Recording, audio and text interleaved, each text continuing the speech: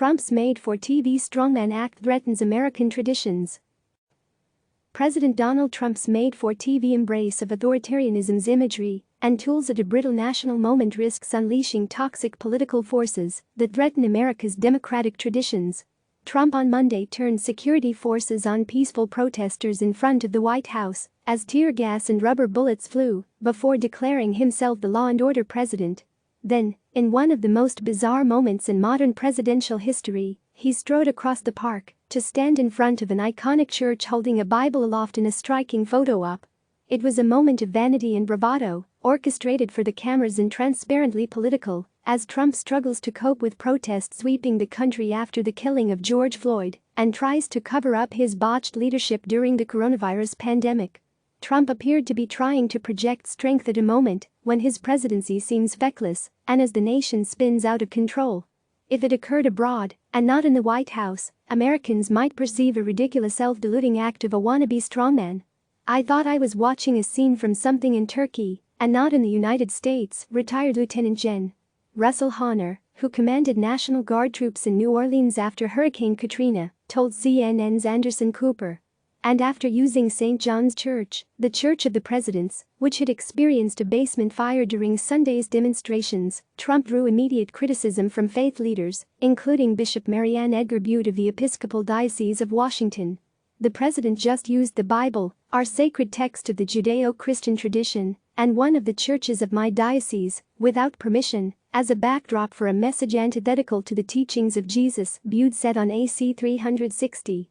Trump's showmanship was motivated in part by anger at media coverage saying he had sheltered in a bunker below the White House on Friday night amid protests in Washington, CNN's Caitlin Collins and Kevin Liptak reported.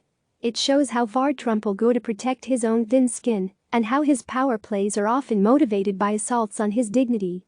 But his behavior is also alarming, considering the vast power at his command, uses of demagogic tropes and capacity to buckle the traditions and structures of civilian, democratic government. So while Trump's turn to the rhetoric of the despotic leaders he so admires had elements of farce, it opened a sinister new chapter in his presidency and a challenge to American norms.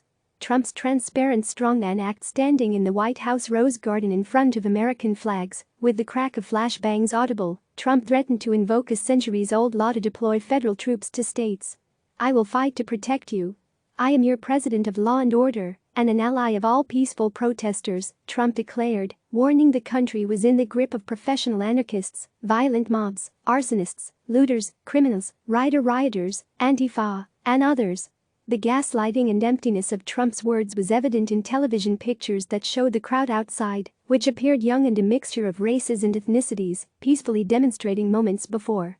Before Trump spoke, Attorney General William Barr, a promoter of almost unfettered presidential power, stood grimly in Lafayette Park adjacent to the White House, tie-less, hands in pockets staring at the crowd. The sight of fleeing peaceful protesters amid smoke and the crack of crowd-control bullets from riot police and soldiers with shields was itself a stain on fundamental U.S. values.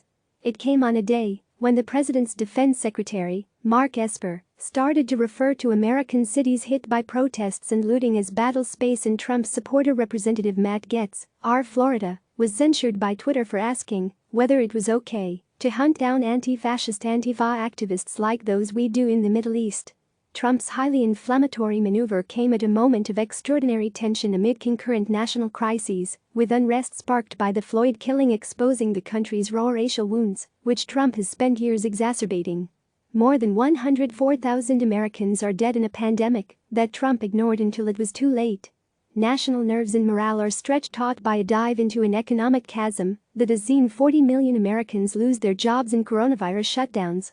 In these circumstances, and with no evidence that he has any plan to ameliorate the impact of the trio of challenges facing America, Trump's swaggering is transparently a diversion. In many ways, suggesting that he is some kind of holy warrior for tough guy justice was his most shameless play to his political base yet, after noticeably including an inflammatory reference to the Second Amendment in his Rose Garden remarks.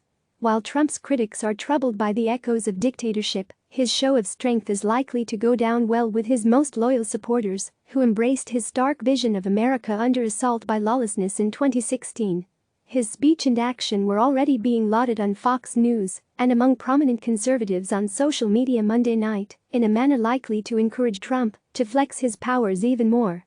Yet the fact he ordered U.S. troops against peaceful protesters for a mere photo op shows how far he may be willing to go to use every tool of presidential power in the service of his re-election. That realization alone opens up troubling visions of more democratic guardrails being crushed along the way. The fact that this is an impeached president who feels liberated by his Senate acquittal and has already used presidential power to try to hobble his Democratic opponent, Joe Biden, is cause for even greater alarm. Trump's extraordinary challenge to states. The president threatened to invoke the Insurrection Act of 1807, which according to some interpretations, gives him power to send regular troops into the streets to restore law and order. If the city or state refuses to take the actions that are necessary to defend the life and property of their residents, then I will deploy the United States military and quickly solve the problem for them, Trump said. The act has been invoked several times to bolster local law enforcement, including during the Detroit riots of 1967 and the Rodney King riots in 1992.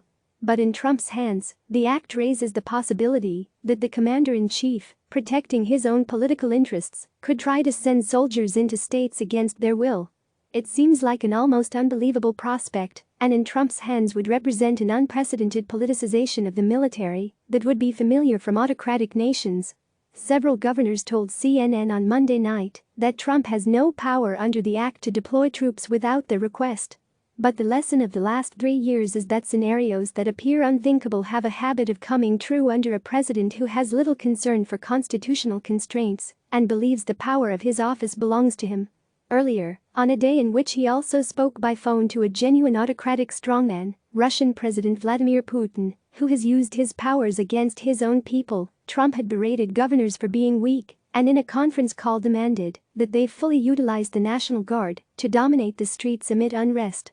While he mentioned Floyd, who died a week ago in the latest example of police brutality against Black Americans, in his address, it was only in passing in a speech dedicated to fostering the impression of tough guy leadership. He made no attempt to soothe the anger, fear and alienation stalking the nation. Trump, who has a record of racist rhetoric in and out of office, gave little sign he appreciates that Black men and women believe that their country, amid some instances of brutal policing, sees their lives as cheap.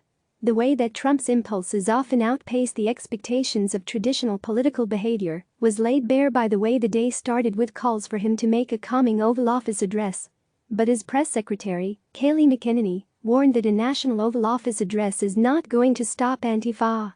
The comment reflected how the White House is billing the crisis as mostly owing to actions of the loosely affiliated group and has provided no evidence that it is orchestrating all the protests.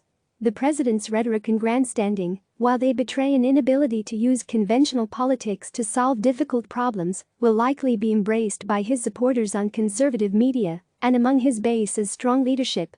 It is not hard to see how his propagandists will leap on media criticism of his comments to portray journalists as abetting domestic terrorists who are scornful of the need to protect religion.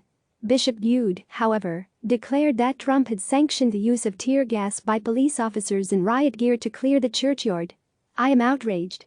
The president did not pray when he came to St. John's, nor did he acknowledge the agony of our country right now. Click subscribe to receive the latest news.